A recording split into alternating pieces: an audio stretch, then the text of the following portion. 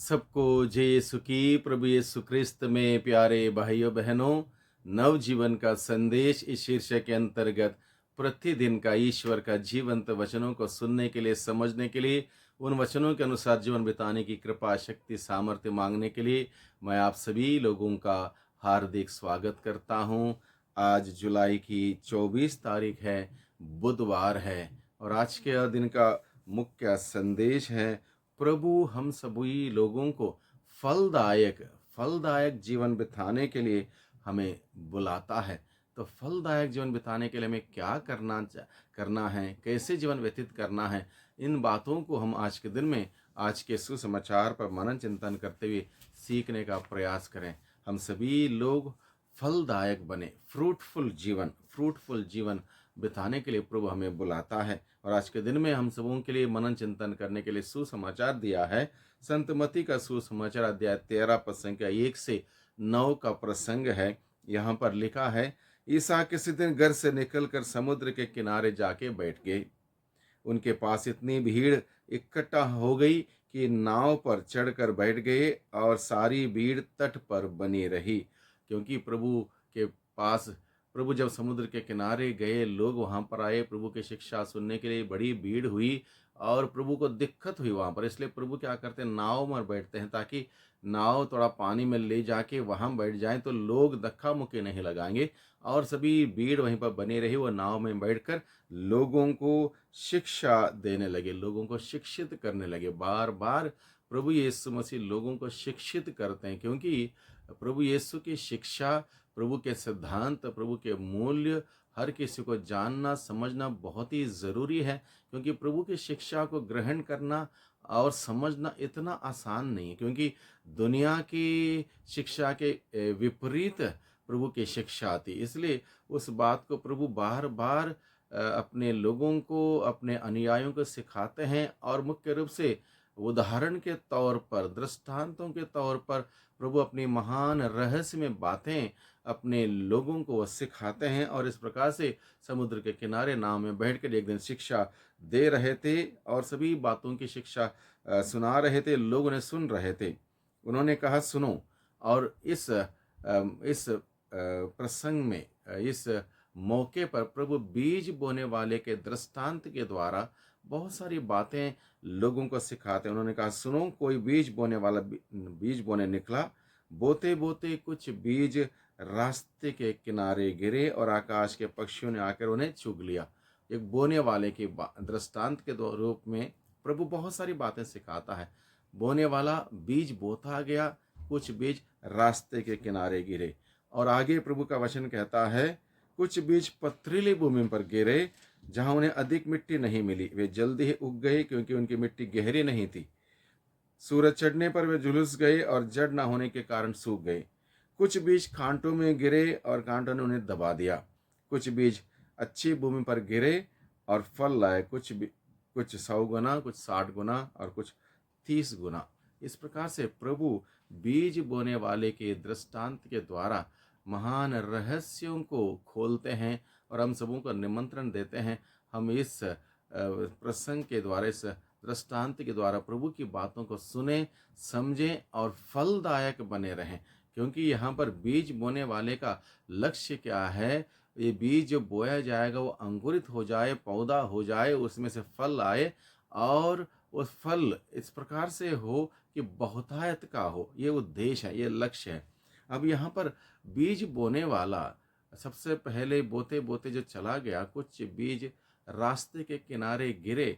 यानी कि इस प्रकार से बीज को वेस्ट नहीं किया जा सकता। बीज किसी भी प्रकार का क्यों ना हो, बड़े कीमती होता है, कॉस्टली होता है, और इसको हम लोग बर्बाद नहीं कर सकते। यहाँ पर ये बोने वाला बोते बोते जा रहा था, लेकिन कुछ बीज रास्ते के किनारे गिरे, लेकिन वहाँ पर वो फल नहीं ला पाए। कुछ बीज कांटीली भूमि पर गिरे, वहाँ पर भी वो फल नहीं लाता। कुछ बीज पथरीली भूमि पर गिरे, वहाँ पर फल नहीं लाता। जो बीज अच्छी भूमि में गिरे, वहीं पर 30 गुना, 60 गुना, 100 गुना फल आता है।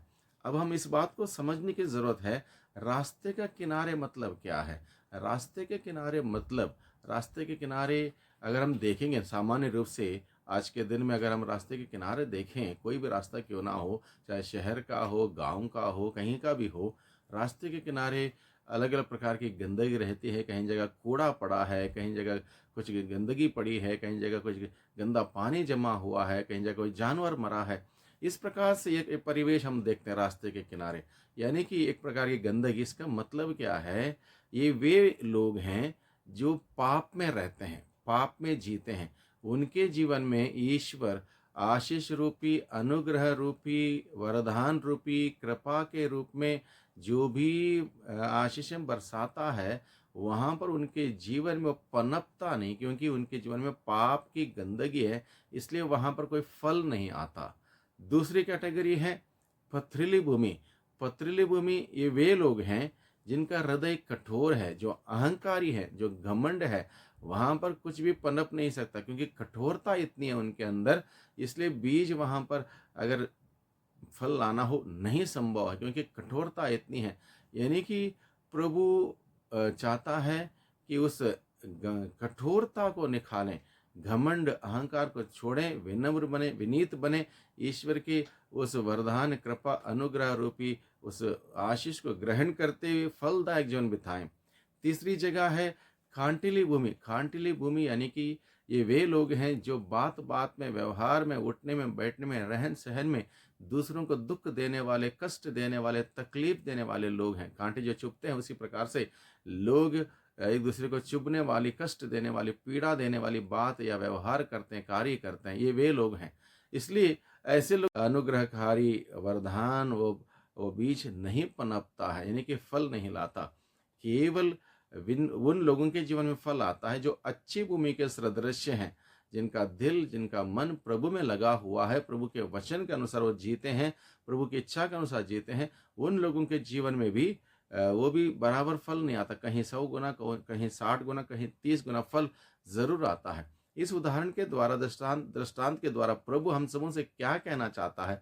प्रभु यही कहना चाहता है कि हमारे जीवन के माध्यम से हम फल उत्पन्न करने वाले लोग बने, फल उत्पन्न करने वाले, भले ही वो 60 गुना क्यों ना हो, 30 गुना क्यों ना हो, लेकिन फल उत्पन्न होना बहुत ही जरूरी है। और इसके लिए हमें क्या करना है? अगर मेरे अंदर कांटों के रूप में दूसरों को चोट पहुंचाने की प्रवृत्ति है, उसको निकालना होगा। अगर मेरे अंदर पथरीली भूमि के सदृश कठोरता है, घमंड अहंकार है, उसको बाहर करना होगा।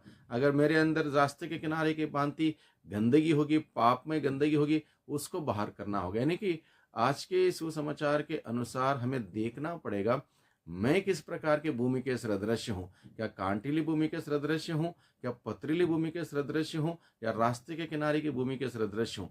जो भी मेरे अंदर है उसको हम बाहर निकालें। अगर गंदगी हम बाहर निकालें, कांटे हैं बाहर निकालें, पत्थर है तो बाहर निकालें।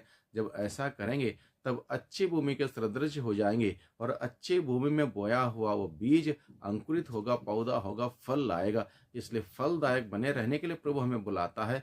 इसलिए भाइयों बहनों, प्रभु से हम प्रार्थना करें, कृपा शक्ति सामर्थ्य मांगें कि हम सबों के जीवन के द्वारा हम प्रभु के लिए, ईश्वर के राज्य के लिए फल उत्पन्न करने वाले जीवन बिताएं, एक सुंदर जीवन बिताएं, पवित्र जीवन बिताएं, हर प्रकार के मलिनता से दूर रहते हुए एक नेक क्रिस्तीय जीवन बिताएं, जिससे कि प्रभु की महिमा हम सब अपने जीवन के द्वारा, कार्यों के द्वारा कर सकें। वही प्रभु हमारी मदद करें, हमारी सहायता करें। सबको धन्यवाद, सबको जय यीशु की आमीन।